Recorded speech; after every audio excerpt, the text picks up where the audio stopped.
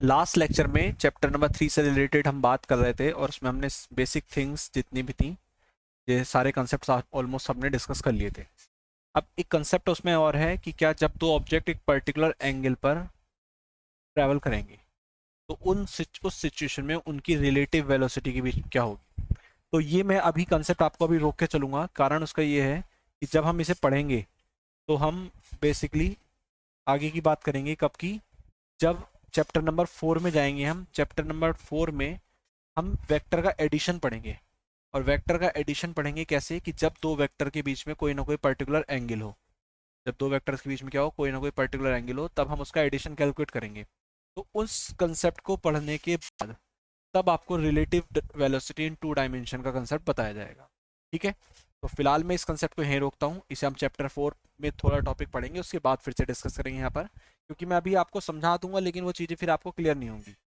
अभी मैं आपको समझा तो दूंगा कि भाई रिलेटिव इस तरीके से है, लेकिन वो मज़ा नहीं आएगा जब तक आप वेक्टर की नॉलेज आपको ना हो जाए। ठीक है, अब हम बात करते हैं एनसीईआरटी की। तो एनसीईआरटी चैप्टर 3 के हमने काफ़ी सारे मतलब टॉपिक तो सारे पढ़ ही लिए हैं। अब हम क्वेश्चंस की बात कर लेते हैं, एग्जाम्पल्स की, वन बाय वन एग्जाम्पल्स और फिर एनसीईआरटी प्रॉब्लम। ठीक है, एनसीईआरटी अपनी अपनी सब साथ में लेके बैठे हैं। देखिए ध्यान से, आते हैं प्रॉब्लम नंबर फर्स्ट से। ये आगे प्रॉब्लम नंबर फर्स्ट देखो। Problem first says that, clear है सबको ना? शो तो साफ हो रहा है, और जूम कर देते हैं now. Question says that A car is moving along a straight line से ओपी इन फिगर 3.1। अब ये फिगर कहाँ पर है? ये आपकी फिगर है 3.1 में। ये रही, ये 3.2 है, ये है आपकी। देखो पहले यहाँ से समझ लो यहाँ पर क्या दिखा रखा है। यहाँ दिखा रखा है ये ओरिजिन है, इस ओरिजिन से प्लस एक्स डिस्टेंस इस तरफ है, ये पी पॉइंट है, ये क्यू पॉइंट है, और निगेटिव डिस्टेंस आपकी इस तरफ है। ये आपका कैसा पॉइंट है? आपका आर पॉइंट है इस तरफ। ठीक है, अब इस फिगर को कंसीडर करते हुए आप लोग एनसीईआरटी लेके बैठे, सब एनसीईआरटी में अपने फिगर्स देखते रहे। ठीक है, आपसे बोला गया है क्वेश्चन में कि भाई इट मूव, जो कार है मूव करती है from O to P in 18 second and return P to Q in 6 second. तो मैं इधर लिखता चलता हूँ, ओ से पी कितने टाइम में? 18 सेकेंड्स में। And then return P to Q कितने टाइम्स में? 6 सेकेंड्स में। रिटर्न कितने टाइम में हो रही है आपकी? 6 सेकेंड में। What are the average velocity and average speed of the car in going O to P and O to P and back to Q? देखिए ध्यान से, ये 6 सेकेंड है। आपसे पूरा दो चीजें पूछी गई हैं, एक तो एवरेज वेलोसिटी और आप साथ क्या, एवरेज स्पीड। देखो वेलोसिटी की बात करेंगे तो हमें पता है टोटल डिस्प्लेसमेंट लेना पड़ेगा, और जब हम एवरेज स्पीड की बात करेंगे तो क्या लेनी पड़ेगी? टोटल पाथ लेंथ लेनी पड़ेगी। लेकिन कहाँ से कहाँ तक जा रहा है वो? ओ से पी तक की बात हो रही है। पहले कहाँ से बात हो रही है? ओ से पी तक की बात हो रही है जब आपसे पूछा गया है फर्स्ट पार्ट में। तो अगर मैं आपको डायग्राम दिखाऊं क्लियर, जो आपका फर्स्ट डायग्राम था, तो आप देख सकते हैं जब ओ मतलब जीरो से लेके पी तक जाएंगे तो एक ही डायरेक्शन में मूव करा, और जब एक डायरेक्शन में मूव करेगा तो कितना हो जाएगा यहाँ से यहाँ तक का? 360 मीटर हो जाएगा। ओ से लेके पी तक की डिस्टेंस कितनी हो जाएगी? 360 मीटर। देन हमने क्या करा यहाँ पर देखो सीधे सीधे, क्योंकि पाथ लेंथ और डिस्प्लेसमेंट अगर वन डायमेंशन मोशन है तो दोनों में क्या होती है? सेम होती है। तो देखो एवरेज वेलोसिटी कितनी हो गई? Displacement upon time interval. Displacement कितना? 360, टाइम इंटरवल कितना है? 18। और सेम यही क्या आएगी आपकी? एवरेज स्पीड पे आएगी। क्यों? क्योंकि मोशन कैसी है? One dimension. और आप जानते हैं क्या, कि जब कोई पार्टिकल, मान लो एक पार्टिकल ए से लेके बी तक गया वन डायमेंशन में, मैं बोलूँ आपसे कितनी डिस्टेंस चला, तो आप बोलोगे तो ए बी चला। मैं बोलूँ उसका डिस्प्लेसमेंट कितना है, तब भी आप क्या बोलोगे?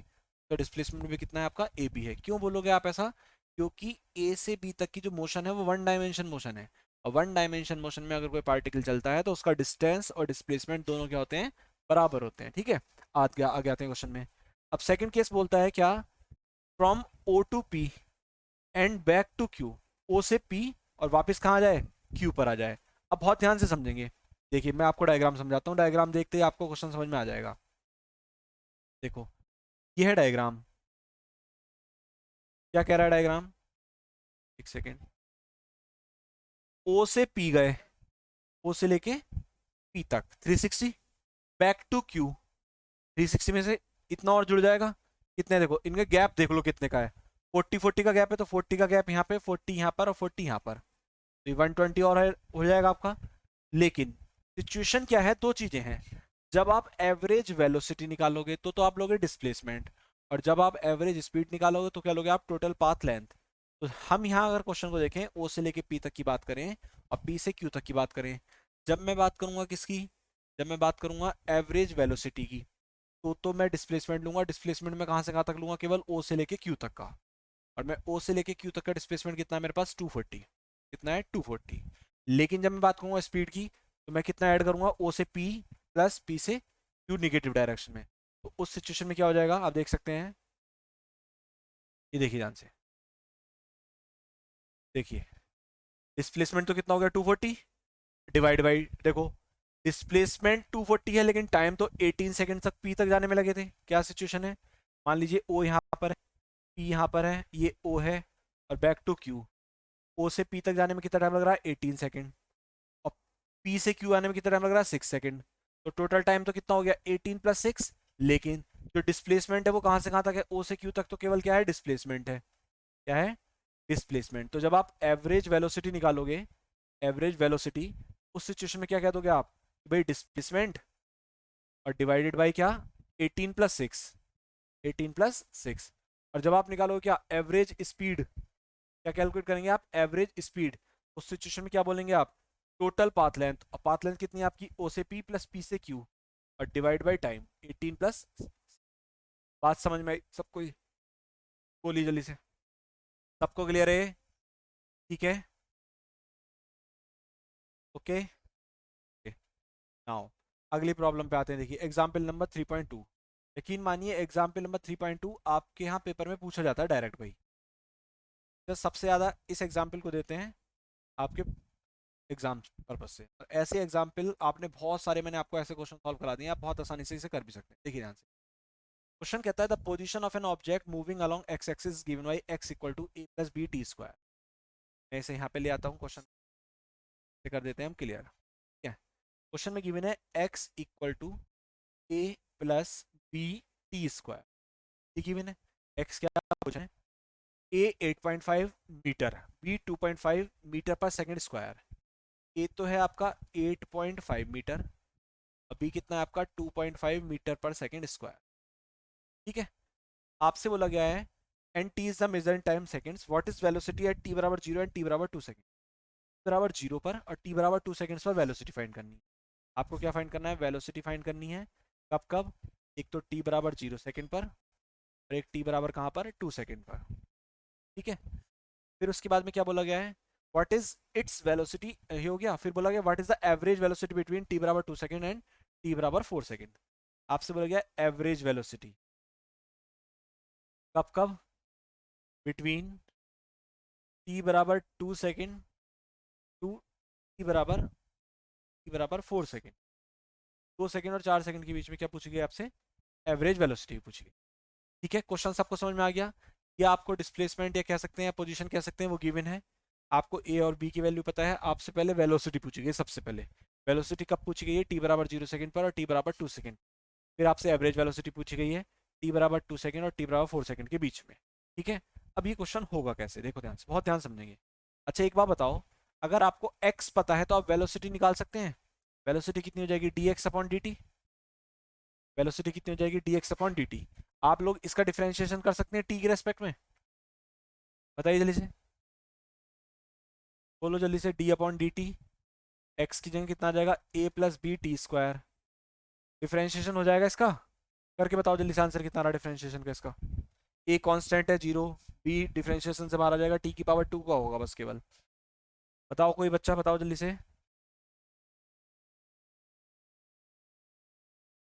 कितना आ रहा है डिफरेंशिएशन इसका, कितना आ रहा है, बी टी। और कोई बताएं,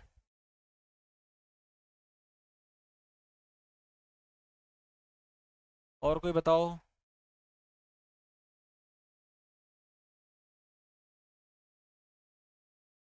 ठीक है अंशिका, वेरी गुड।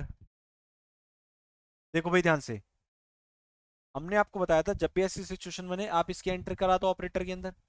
ए कांस्टेंट है, कांस्टेंट का डिफरेंशिएशन कितना होता है, 0 plus B as it is constant differentiation से बाहर आ गया। यहाँ पर टी की पावर कितना है, 2 है। फॉर्मूला याद करो क्या होता था, फॉर्मूला कहता था D upon D X, X की पावर एन किसके इक्वल होता है, N X power N minus one के इक्वल होता है, N X power N minus one के इक्वल होता है।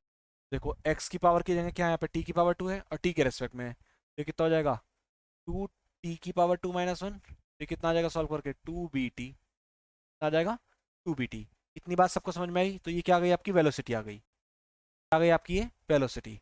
अब क्वेश्चन के अकॉर्डिंग, क्वेश्चन में आपसे बोला गया है, क्या बोला गया है कि जो वेलोसिटी फाइंड करनी है वो कब कब करनी है, एट टी बराबर 0 सेकेंड एंड एट टी बराबर 2 सेकेंड पर। तो देखो ध्यान से, एट टी बराबर 0 सेकेंड वेलोसिटी कितनी हो जाएगी, देखो टी की जगह जीरो रख दोगे यहाँ पर तो कितनी हो जाएगी, जीरो हो जाएगी। एट टी बराबर 2 सेकेंड पर वेलोसिटी कितनी हो जाएगी, देखो टी की जगह टू रखोगे तो कितनी हो जाएगी, 4 टाइम्स ऑफ बी हो जाएगी। और बी की वैल्यू कितनी है, 2.5, कितनी हो जाएगी, 4 × 2.5, कितना हो जाएगा ये, 10 मीटर पर सेकेंड। समझ में आया इतना सवाल सबको, बोलो जल्दी से, सबको क्लियर है ना, सभी लोग बताएं जल्दी से, ठीक है, ओके। देखिए अब ध्यान से, अब क्वेश्चन कहता है क्या कि एवरेज वेलोसिटी भी निकालो, और आप जानते हैं एवरेज वेलोसिटी का फॉर्मूला क्या होता है, total displacement, total displacement upon total time, क्या होता है, total displacement upon total time. Now कैसे कैसे कंडीशंस होंगी, देखो ध्यान से, अगर मैं डिस्प्लेसमेंट की बात करूं तो टोटल डिस्प्लेसमेंट क्या होता है आपका, क्वेश्चन के अकॉर्डिंग जो एक्स गिवन था, एक्स वो कितना गिवन था, A plus B T square, given था X equal to A plus B T square. और जो टाइम है वो किस किस के बीच में पूछा गया है आपसे, 4 सेकंड और 2 सेकंड के बीच में, तो कितना हो जाएगा, 4 - 2, ये तो हो गया टाइम इंटरवल। अब आपको एक्स की वैल्यू कहाँ चेक करनी है, पहले तो टी बराबर 4 पर फाइनल पोजीशन, माइनस एक्स की वैल्यू कहाँ पर, टी बराबर 2 पर इनिशियल पोजीशन। जब आप फाइनल पोजीशन में से इनिशियल पोजीशन को माइनस, कहाँ पे, नहीं नहीं नहीं, तो आपसे बोला टाइम इंटरवल होता है ना, टोटल टाइम इंटरवल। आपको क्वेश्चन में बोला गया था ना कि बिटवीन, देखिए ध्यान से पढ़िए क्वेश्चन को, कहाँ है क्वेश्चन, ये रहा, what is the average velocity between, इस टाइम के बीच में पूछी गई है ना आपसे, ठीक है, ओके।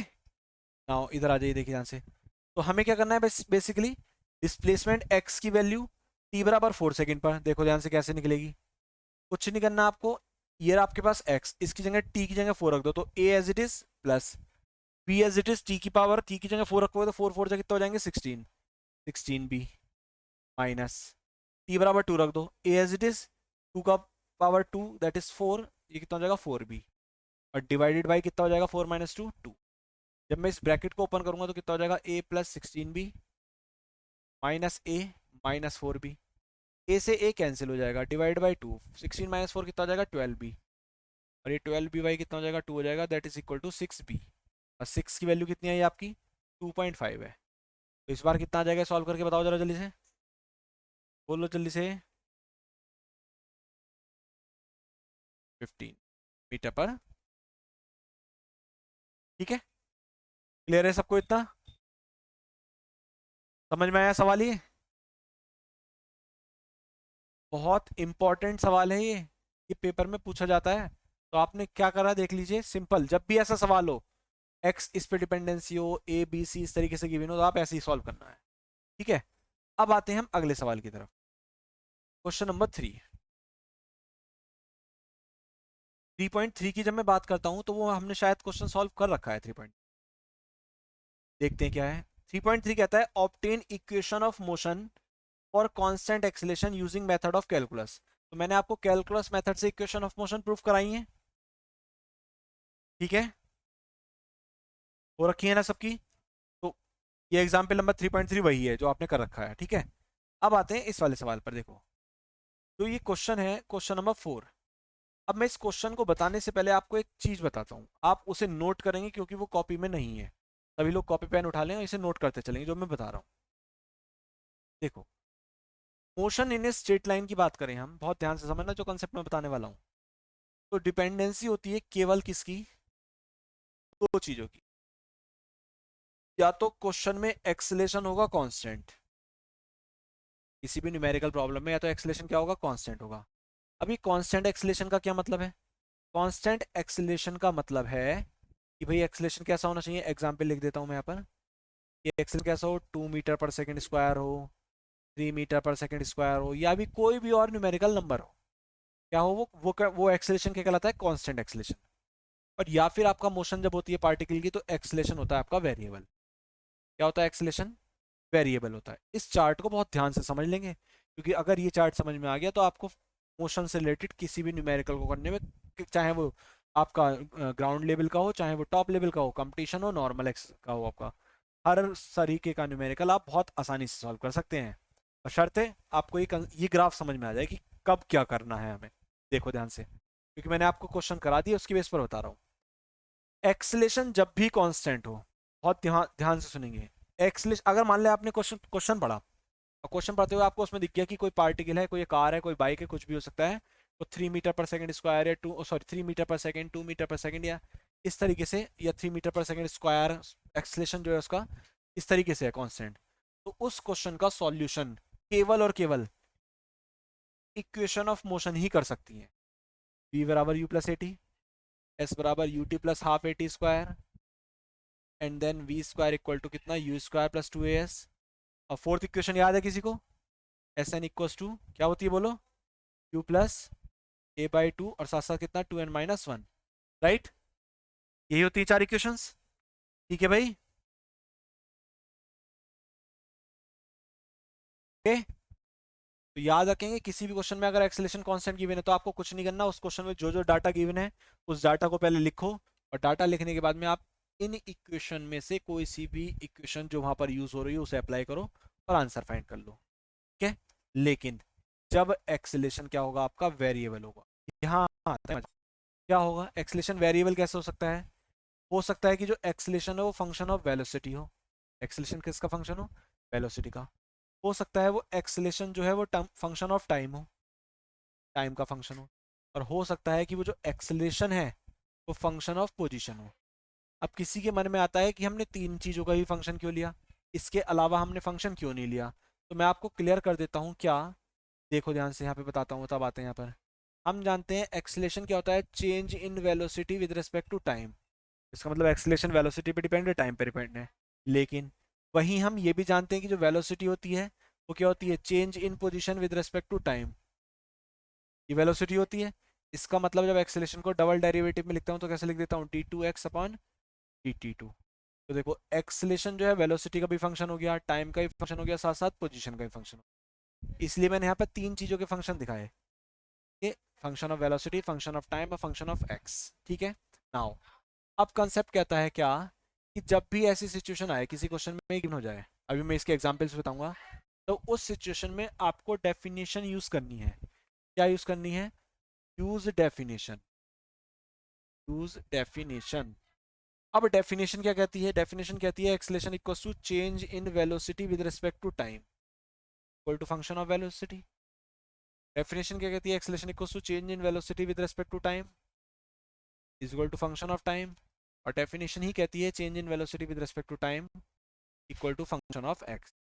इतना हो गया। अब समझेंगे कंसेप्ट को। क्या, यहाँ से फंक्शन ऑफ वेलोसिटी को तो इसके अपॉन में ले आओ, dv upon function of velocity equal क्या ले जाओ, dt ले जाओ। हमने क्या करा, हमने बेसिकली सेम टाइप के वेरिएबल को एक तरफ शिफ्ट कर दिया, इधर आ गई आपकी वेलोसिटी, इधर आ गई आपकी टाइम। और जब सेम टाइप के वेरिएबल एक एक इधर उधर दोनों तरफ शिफ्ट हो जाएंगे, तब आप उस सिचुएशन में क्या करेंगे, उसका इंटीग्रेशन कर देंगे। फिर क्या कर देंगे, उसका आप इंटीग्रेशन, बेसिक इंटीग्रेशन होगा। मैंने आपको बेसिक इंटीग्रेशन सिखा रखा है। आ जाइए, किसी को कोई दिक्कत हो तो पूछ लेना। इधर आ जाओ, यहाँ D V as it is रहेगा, टाइम वाले एक तरफ ले जाओ, तो देखो एफ ऑफ टी और डी टी एक तरफ ले गए, तो फिर से इसका क्या कर दो, इंटीग्रेशन कर दो। तब आपको कोई दिक्कत नहीं आएगी। जैसे आप इंटीग्रेशन करोगे जो भी क्वेश्चन में पूछा जाएगा वो आपका आंसर आ जाएगा। लेकिन यहाँ क्या है, यहाँ वी टी एक्स तीनों अलग अलग है, तो मैं इसे थोड़ा मॉडिफाइड कर लेता हूँ।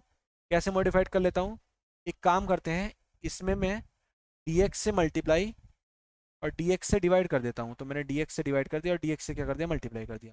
अगर आपको कैलकुलस मेथड से इक्वेशन के प्रूफ याद हो, आपने पढ़े हों, तो वो उसमें भी हम कुछ इसी तरीके से dx से मल्टीप्लाई और dx से डिवाइड करते हैं। अच्छा देखो, dx अपॉन dt क्या बन गया, change in position with respect to time, तो ये तो क्या बन गई, वेलोसिटी। बाकी dv आपका एज इट इज रहा, और ये जो dx था इस तरफ ले गए, तो कितना हो गया, f ऑफ x और dx हो गया। अब आपको जो भी चीज़ कैलकुलेट करनी है उसका क्या कर दो, आप इंटीग्रेशन कर दो। क्या कर दो, इंटीग्रेशन कर दो, और जो कैलकुलेट करना होगा वो आपको कैलकुलेट होकर आ जाएगा। इतनी बात सबको समझ में आई? ठीक है, सबको क्लियर है इतना? ठीक है, सभी लोग बता दें एक बार।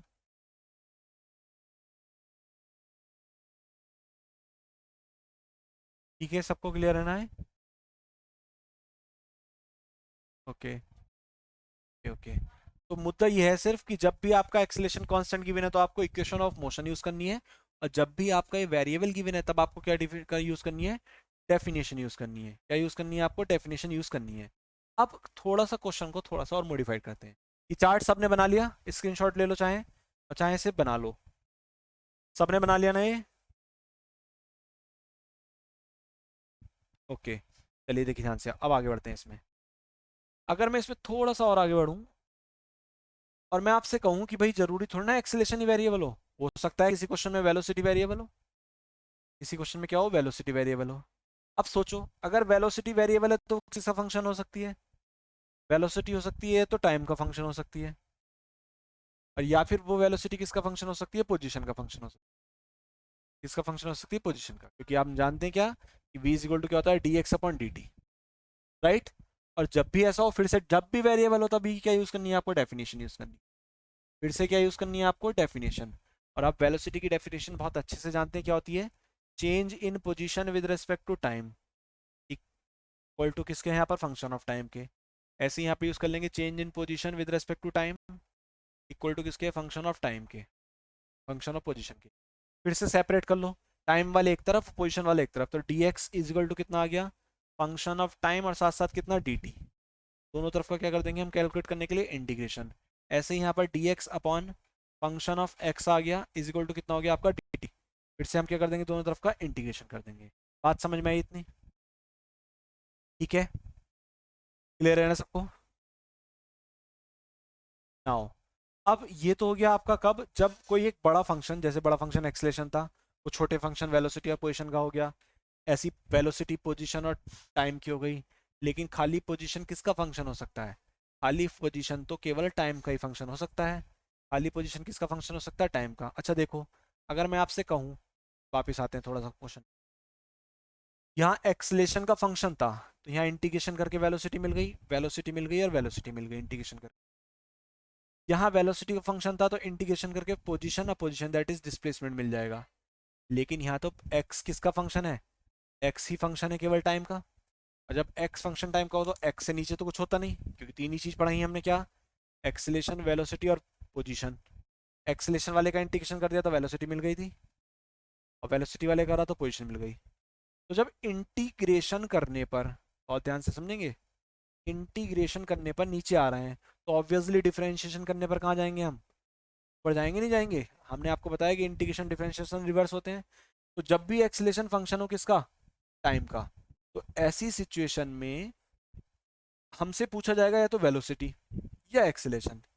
एक बार डिफरेंशिएशन कर दोगे डेफिनेशन यूज करके, देखो वेलोसिटी की डेफिनेशन यूज कर ली तो मिल जाएगी आपको वेलोसिटी, और दो बार डिफरेंशिएशन कर दोगे, फिर से इसी फंक्शन का डिफरेंशिएशन कर दोगे तो क्या मिल जाएगा, एक्सेलेशन मिल जाएगा।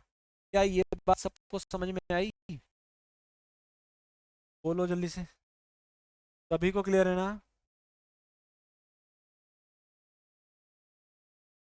चलिए बहुत बढ़िया। ठीक है, तो आपने देखा क्या, मैंने अभी आपको इसलिए पहले क्वेश्चन सॉल्व करा दिया था। क्वेश्चन में क्या था, जो आपका 3.2 प्रॉब्लम थी, उसमें आपने देखा जो x है वो किसका फंक्शन है, टाइम का फंक्शन है। देखो, x टाइम का फंक्शन है। आपसे क्वेश्चन में क्या पूछ लिया गया, वेलोसिटी पूछ ली गई, तो आपने वेलोसिटी की डेफिनेशन यूज करी, क्या, change in position with respect to time, और आपने क्या कर दिया, x का क्या कर दिया था, डिफरेंशिएशन कर दिया था। x का क्या कर दिया था आपने, डिफरेंशिएशन कर दिया था। क्लियर है इतना? ठीक है ना? चलिए अब बढ़ते हैं क्वेश्चन में आगे की तरफ। उस चार्ट को बना लिया सबने, ऊपर वाले का स्क्रीनशॉट हो गया था? ये कॉप हो गया था ना इसका। अब इसका भी ले लो, क्योंकि कॉपी में नहीं लिखा होगा, आप इसे अपनी तरफ से करें। ले लिया स्क्रीनशॉट इसका भी। नाउ इसका भी ले लो आप एंट्री। सेम एज, अगर मान लो वेलोसिटी जो है फंक्शन ऑफ टाइम दे दिया जाए और आपसे एक्सेलेरेशन पूछ लिया जाए, तो आपको कुछ नहीं करना है, इसका फिर से क्या कर देंगे, differentiation. That is A is equal to D V upon D T. कितना हो जाएगा, A is equal to D V upon D T. ठीक है, चलिए अब आते हैं सवाल पे अगले। Next question is example number 3.4। 3.4 कहता है क्या, a ball is thrown vertically upwards with a velocity of 20 metre per second from the top of a multi storey building. The height of the point from where the ball is thrown is 25 metre from the ground. ठीक है, आपसे बोला गया है क्या कि how high will the ball rise, कितनी ऊंचाई तक बॉल जाएगी, और साथ साथ बोला गया how long it will before the ball hits the ground, ground को हिट करने से पहले कितना टाइम लगेगा उसे। ठीक है, तो देखो ध्यान से, कंडीशन क्या है, आपको क्वेश्चन को जो सॉल्व करना है, कुछ क्वेश्चन इस तरीके से है। देखो ये रहा क्वेश्चन, कितने मीटर की बिल्डिंग है, 25 मीटर की। यहाँ से ऑब्जेक्ट को थ्रो करा गया वर्टिकली अपवर्ड, तो वो ऊपर जाएगा, ऊपर जाके फिर कहाँ आएगा, वो नीचे की तरफ आएगा, और नीचे आके कहाँ गिर जाएगा, यहाँ गिर जाएगा। नीचे आके कहाँ गिर जाएगा, यहाँ गिर जाएगा। आपसे दो चीजें पूछ ली गई, एक तो पूछ लिया गया टाइम, और एक क्या पूछ लिया गया कि कितनी ऊंचाई तक वो जाएगा। राइट, कितनी ऊंचाई तक वो जाएगा। नाउ वन बाय वन देख लो क्या करा क्वेश्चन में, सीधे सीधे सबसे पहले जो डाटा गिवन था उसे लिख लेते हैं। चलो मैं क्वेश्चन को इधर समझाता हूँ आपको।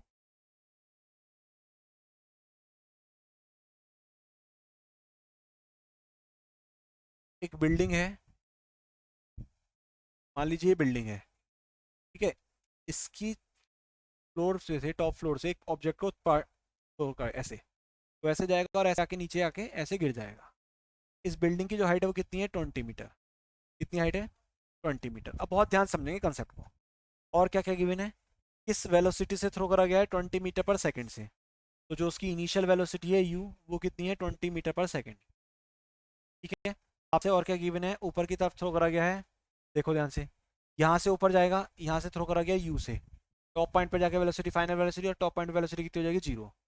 एट टॉप पॉइंट वेलोसिटी कितनी हो जाएगी, एट टॉप वेलोसिटी हो जाएगी जीरो। ऊपर की तरफ जाएगा तो a कितना हो जाएगा, माइनस के g।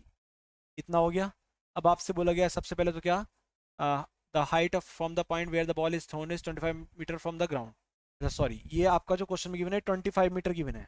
कितना गिवन है ये, 25 मीटर यहाँ से थ्रो करा गया है। आपसे सबसे पहले पूछा गया है क्या कि how high will the ball rise, कितनी ऊंचाई तक जाएगी। देखो अब आपको वहां मत जाना है, अब हम यहाँ देखो क्वेश्चन को। क्वेश्चन में एक्सेलेरेशन कांस्टेंट है, 9.8 मीटर पर सेकंड स्क्वायर इसकी वैल्यू होती है। तो हम क्या यूज करेंगे, सीधे सीधे हम यूज करेंगे इक्वेशन ऑफ मोशन। और इक्वेशन ऑफ मोशन में एस निकालना है, वी पता है, वी स्क्वायर इक्वल टू क्या होता है, यू स्क्वायर प्लस 2as। ठीक है, वी की वैल्यू कितनी है हमारे पास, जीरो। यू की वैल्यू कितनी है, 20। 20 का क्या हो जाएगा, स्क्वायर। ए की जगह आ जाएगा माइनस के जी, तो देन बाय माइनस के 2, ए की जगह आ गया जी, और एस की जगह आ गया एस। आपको एस निकालना है, एस कितना हो जाएगा, देखो यहाँ से 20 × 20 डिवाइड बाई 2 × 10, 2 × 10 = 20, 2 × 10 = 20। एस कितना आ गया आपका, 20 मीटर। कितनी हाइट तक जाएगा वो, 20 मीटर तक जाएगा। कितनी हाइट तक जाएगा वो, देखो आप ध्यान से, 20 मीटर तक।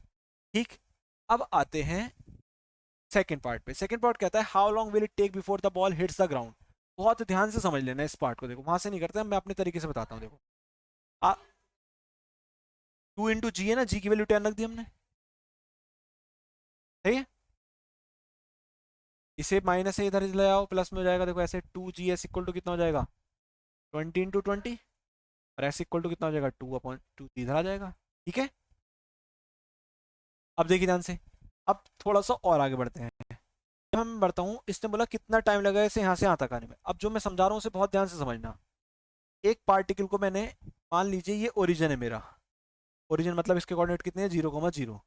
मैंने इसे यहाँ से थ्रो करा, ऊपर तक गया, ऊपर आके फिर से यहीं आ गया, तो इसका डिस्प्लेसमेंट कितना हो गया, 0। अब अगर ये नीचे जा रहा है तो इसका डिस्प्लेसमेंट कैसा होगा, निगेटिव होगा नहीं होगा, बताओ जल्दी से। सही है, ऐसे ही यहाँ पर सिचुएशन है। जब मैंने इस प्लेन से पार्टिकल को ऊपर फेंका, ठीक है, डिस्प्लेसमेंट पॉजिटिव, उतना ही डिस्प्लेसमेंट यहाँ तक आने में निगेटिव हो गया, तो यहाँ तक का तो डिस्प्लेसमेंट हो गया 0। अब कहानी बढ़ेगी कहाँ, इससे नीचे की। और जब इससे नीचे की कहानी बढ़ेगी, कितना डिस्प्लेस करेगा वो, जितनी इसकी बिल्डिंग की हाइट। तो इसका मतलब एस जो लिया जाएगा वो कितना लिया जाएगा, -25 मीटर। एस -25 मीटर क्यों लिया गया, ये सबको समझ में आया? क्योंकि डिस्प्लेसमेंट किस डायरेक्शन में है, निगेटिव डायरेक्शन में। डिस्प्लेसमेंट किस डायरेक्शन में है, निगेटिव डायरेक्शन में। बात समझ में आई? सबको क्लियर है ना इतना? चलिए अब देखिए ध्यान से आगे। एस तो हो गया -25 मीटर। आपने ऑब्जेक्ट को थ्रो करा, ए कितना है आपके पास, माइनस के जी है, क्योंकि वर्टिकली अपवर्ड थ्रो करा था आपने। एस पता चल गया, ये पता चल गया। इनिशियल वेलोसिटी कितनी है आपकी, जिससे आपने थ्रो करा, 20 मीटर पर सेकेंड है। और आप क्या जानते हैं, एस बराबर क्या होता है, यू टी प्लस 1/2 AT²। और आप देख सकते हैं एस की जगह क्या रखूंगा, -25। यू कितना है मेरे पास, 20 है। टी ए की जगह आ जाएगा -2, तो 1/2। ए की जगह जी, जी की वैल्यू कितनी है, 10 की वैल्यू कितनी रखनी है हमें, 10। या देख लो क्वेश्चन में गिवन हो तो उतनी रख लेंगे, 10 ही गिवन है। ठीक है, तो हमने रख दी जी की वैल्यू कितनी, 10 मल्टीप्लाइड बाई टी²। इसे सॉल्व करूंगा, 2 5 सा माइनस के 5t² को इस तरफ ले जाओ, तो 5t²। 20t को भी इस तरफ ले आओ, -20t। अब -25 इक्वल टू 0 हो जाएगा। अच्छा 5 इसमें से सब में से कॉमन ले लें, जैसे कॉमन लूंगा तो t² -5 4 जा 20, और 5 5 जा 25 इक्वल टू 0। इसे और सॉल्व कर लो, तो t² माइनस ये कितना हो जाएगा, 5 - 1 टाइम ऑफ टी माइनस के 5, क्योंकि 5 1 5 होते हैं, इक्वल टू 0। क्या इस इक्वेशन को सॉल्व करके टाइम की वैल्यू निकल सकती है, बोलो जल्दी से। इक्वल टू 0, यहाँ से टी कॉमन ले लो तो कितना आ जाएगा, t-5 प्लस 1 कॉमन ले लो, कितना आ जाएगा, t-5 इक्वल टू 0। अब यहाँ से टी की दो वैल्यू आ गई, एक तो -1 और टी की वैल्यू आ गई 5। देखो time will never be negative, time negative नहीं होता। और जब निगेटिव नहीं होता तो टाइम कितना आ गया, 5 सेकेंड आ गया। कितना आ गया, 5 सेकेंड आ गया। इतनी बात सबको समझ में आई, बोलो जल्दी से। लेकिन आते हैं क्वेश्चन पर फिर वापस। क्वेश्चन पे आते हैं और जब हम आंसर की तरफ जाते हैं, और आंसर कितना आता है हमारा, बिल्कुल सटीक। कितना आ गया देखो, 5 सेकेंड, 5 सेकेंड। ठीक है, इक्वेशन भी वही बन रही है। और आप देख सकते हैं इनका मेथड भी थोड़ा अलग है। तो अपने मेथड से करो, सिंपल। मैंने आपको बता दिया कि जब भी किसी बिल्डर ऑब्जेक्ट को थ्रो करना पड़ जाए धोखे से भी, तो आप ये मान लेना कि जब वो ऑब्जेक्ट ऊपर गया पॉजिटिव डिस्प्लेसमेंट, उतना ही नीचे आया निगेटिव डिस्प्लेसमेंट। यहाँ तक का डिस्प्लेसमेंट 0 हो गया। अब जैसे वो जाएगा तो निगेटिव में लिया जाएगा। कैसे लिया जाएगा, निगेटिव में। वर्टिकली अपवर्ड थ्रो करेंगे तो मैंने आपको बताया था ए कितना लिया जाता है, माइनस के जी लिया जाता है। अगर आप किसी ऑब्जेक्ट को टॉप पे खड़ो के नीचे की तरफ थ्रो करेंगे तो ए कितना लिया जाएगा आपका, प्लस के जी लिया जाएगा। इतनी बात सबको समझ में आ गई?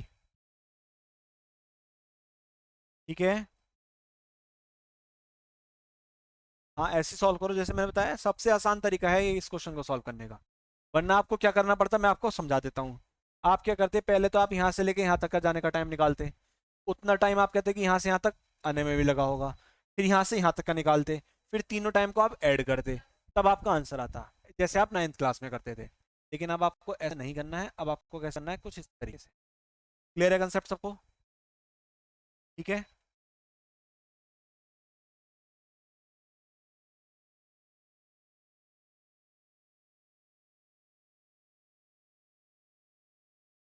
आओ देखिए ध्यान से, अगले सवाल की तरफ बढ़ते हैं। क्वेश्चन नंबर 3.5 देखो, 3.5 कहता है free fall, discuss the motion of object under free fall, neglect air resistance. तो ये मैंने आपको समझा दिया है। मैंने आपको कॉपी में जब नोट्स पढ़ाए थे, मतलब टॉपिक पढ़ाए थे, तो मैंने वहाँ आपको फ्री फॉल का टॉपिक पढ़ाया था। हमने क्या बोला था कि अगर एयर रेजिस्टेंस को नेगलेक्ट कर दिया जाए, तो जब किसी पार्टिकल को ड्रॉप किया जाता है तो उसका जो एक्सेलेशन होता है वो acceleration due to gravity that is 9.8 metre per second square के इक्वल हो जाता है। That is the condition of free fall. ठीक है, तो इसे आप अपने आप ट्राई करेंगे, ये मैं नहीं बताऊंगा। अगला जैसे ये देखो, ये दो क्वेश्चंस आपको पढ़ने हैं अभी। एक तो Galileo law of odd numbers stopping, और ये एक तो 3.6 आपको पढ़ना है अभी, मतलब ट्राई करना पढ़ के। और एक रिएक्शन टाइम वाला, जैसे आप कर लेंगे तो कल को हम इन्हें नेक्स्ट लेक्चर में हम इन्हें डिस्कस करेंगे। और इस तरीके से हमारे एक एग्जाम्पल और है, वो एग्जाम्पल कंप्लीट करके फिर हम आ जाएंगे एनसीईआरटी की एक्सरसाइज पर कल ही। ठीक है, और परसों तक हमारी मतलब एक और लेक्चर और होगा, और उसमें एनसीईआरटी चैप्टर 3 की एक्सरसाइज आपकी कंप्लीट हो जाएगी। ठीक है भाई।